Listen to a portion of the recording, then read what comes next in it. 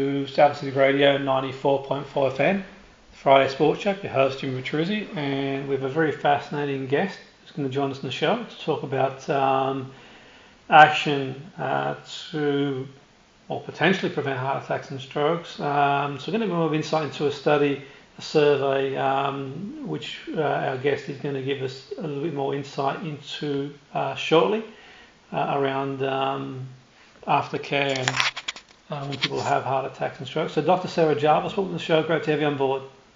Great to be with you. Thank you. So I sort of read through the survey noted for pharmaceuticals around people over the age of 55. There's a significant number of people who don't receive follow-up care after a stroke or heart attack. Does that put them at higher risk of another event?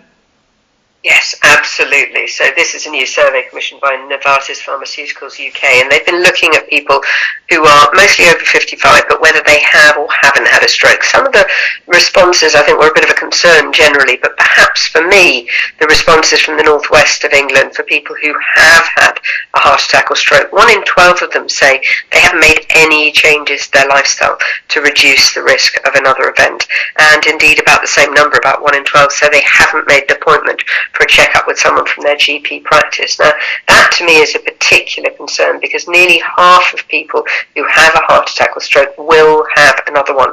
And often the second one comes really very shortly, within a few months of the first one. So it's absolutely crucial, if you've already had a heart attack or stroke, to get a checkup with a healthcare professional at least once a year. It may be more if recommended, particularly in the short term after you have your heart attack or stroke. And that'll help you to manage all your risk factors, your blood pressure, but also your cholesterol through testing and medication, and of course looking at lifestyle changes. In terms of lifestyle changes, what are some of the things that sort of, I know everyone's different and you know, I suppose they need to check in for themselves individually, but what are some of the general things people can do from a lifestyle perspective, doctor, to help them with cholesterol? You can make a huge difference by looking at your diet, your exercise, your weight, and so on. Now, in terms of reducing your risk of heart attack and stroke, then clearly there are some things you can do to reduce your blood pressure, for instance, such as eating less salt or reducing the amount of sodium in your diet. In terms of smoking, it doesn't raise your cholesterol, but it does make an enormous difference to your risk of stroke. But as far as your diet and lifestyle are concerned, otherwise specifically thinking about your cholesterol, firstly we need to think, I'm afraid, we can't change age, and as you get older your risk does go up. Some people from certain ethnicities are going to be at higher risk. If you've got a strong family history of heart attack or stroke, or indeed a strong family history of raised cholesterol at a young age, it's all the more important to get your cholesterol measured. But let's think about the things that affect so many people. So obesity and overweight, 2/3 of people in the UK live with overweight, and more than 1 in 4 is living with obesity, and there's no question that they increase your cholesterol, the bad cholesterol, they reduce your good cholesterol, being overweight, and of course therefore it also increases your risk of heart attack and stroke. You don't need to make dramatic changes to your weight. Even just losing a few pounds will start to make that difference. The more you can lose, the better, but even a few pounds really will make a difference. Then if we think about exercise, you don't need to be joining an expensive gym. You don't need to be splashing out on Lycra, uniforms and expensive trainers. Really, it's just a question of any form of aerobic exercise. That's the kind of exercise that makes you a little bit out of puff, that makes your heart beat slightly faster, and you want to be trying to work that up to about half an hour a day, 5 days a week. If it's difficult because you've got, say, arthritis or you've got pain, completely understand, but it really does make a difference in terms of reducing pain, reducing stiffness. So you've got arthritis as well, so still worth investing in. Then we've got diet. Now, unfortunately, all too many of us, it's very, very easy to live on junk food, to live on highly processed food, and those kinds of foods are very high in saturated fats. Often they're very high in what we call refined carbohydrates, so sugary drinks, for instance, full of sugary carbs, starchy carbs, things like the white bread, the white flour, pastries, cakes, all that sort of thing. Just swapping some of those. You don't need to change everything overnight, but increasing the amount of fruit and vegetables that you're eating. Canned, frozen, dried, they all count. It doesn't need to be fresh veg. You can use the canned or the frozen versions, and they're often a lot cheaper. You can use those to bulk out the foods that you are eating and reduce the amount of saturated fat. So for instance, if you're getting mince and you're making a stew or a chili, you can bulk it out with some lentils, beans, pulses. You can buy low-fat mince, or you can skim off the mince, skim off the fat that comes to the top of the mince once you've cooked it. You can eat lower fat proteins. So again, pulses, beans, lentils, and so on will all be high in protein but low in saturated fat. And likewise, fish, chicken, leaner cuts of meat, all lower in saturated fat. Switching to vegetable oils rather than having butter or lard or ghee, again, makes a difference. And finally, as I've already said, those refined carbohydrates, by having wholemeal or whole grain versions, you can increase the chance that they're not going to be doing you the same level of harm. Now, that's been really interesting and informative, Doctor. I mean, I'm sensing that, there might be, in terms of cholesterol, it's probably outside the scope of this conversation, but there seems to be more information around cholesterol. At least I'm not sort of medically qualified to comment, but in terms of what the levels should be and how to treat that, you've given some sort of really good practical tips in the way of nutrition, diet, and lifestyle. But obviously, some people need to consider statin, I would imagine, but obviously with that, that would be.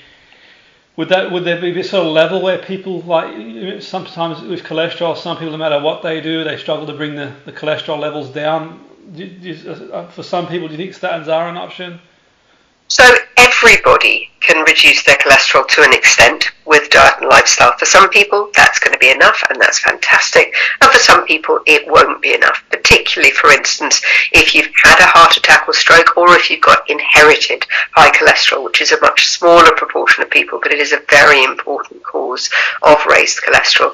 But even if you have had a heart attack or stroke, lifestyle changes really are going to make a difference.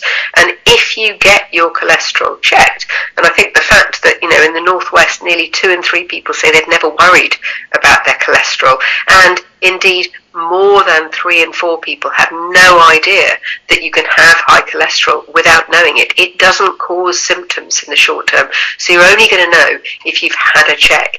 If you haven't had a heart attack or stroke and you're 40 to 74, you can get a free NHS health check every 5 years, and that'll include checking your height, your weight, your blood pressure, and your cholesterol, and they can advise you on lifestyle changes and when you need to see your doctor. But if you have had a heart attack or stroke, really essential that you make an appointment with a healthcare professional at least once a year, because your targets for your cholesterol levels are going to be lower than people who haven't had a heart attack or stroke.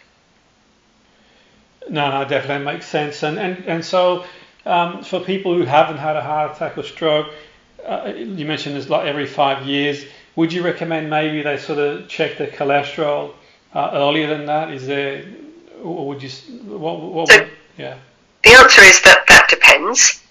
If you haven't got raised cholesterol, every 5 years should be fine, but of course you'll also need to get your blood pressure checked. You can get that done really easily. Most pharmacies these days offer free NHS health checks. If your pharmacist doesn't offer it, you can speak to your GP practice and they can arrange one or explain to you how you can get one, either from the practice nurse or perhaps a trained healthcare assistant at the practice.